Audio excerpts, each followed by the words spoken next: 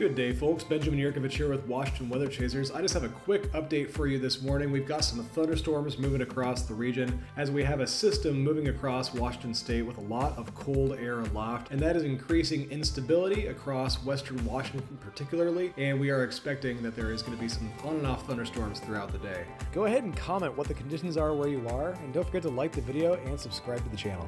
So jumping into it, looking at the HRRR model here, this is the lowest cape in the atmosphere and the lowest 3 kilometers above the ground. And we can see there is a bunch of instability that is out there today. And it's going to increase a little bit more around the I-5 corridor as we head into this afternoon and evening.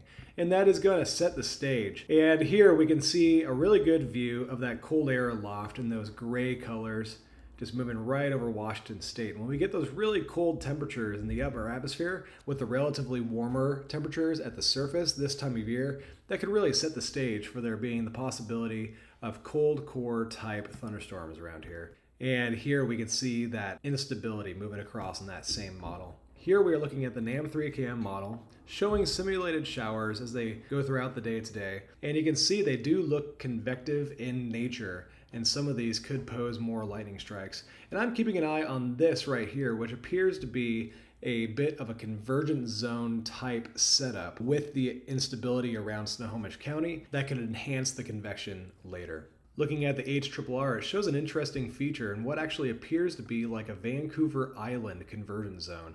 And so there's going to be multiple areas where convergence zones could happen. We have the Puget Sound convergence zone where the air is going around the Olympic Mountains. And then we have the Vancouver Island convergence zone where the air meets going around Vancouver Island on the east side of Vancouver Island. And this is usually how that looks. And this could have some lightning and thunder within it as well.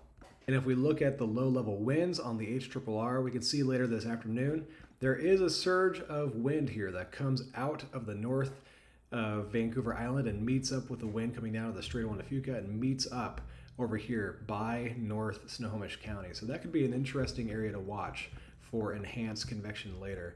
And speaking of which, the wind is going to be pretty strong there coming into Whidbey Island on the west side. So if you live out there in West Whidbey Island, be watching for some decent gusts. The HRRR is showing gusts possibly getting up towards 50 miles per hour later out of the west.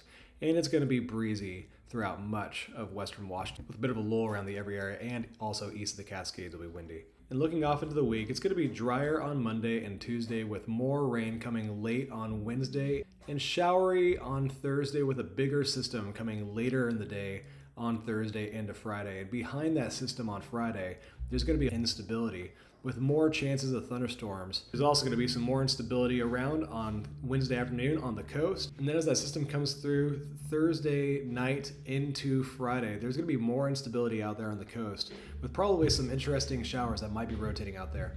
If you enjoyed this video, you'll probably like that one. And also, please don't forget to comment and subscribe, and I will talk to you guys later.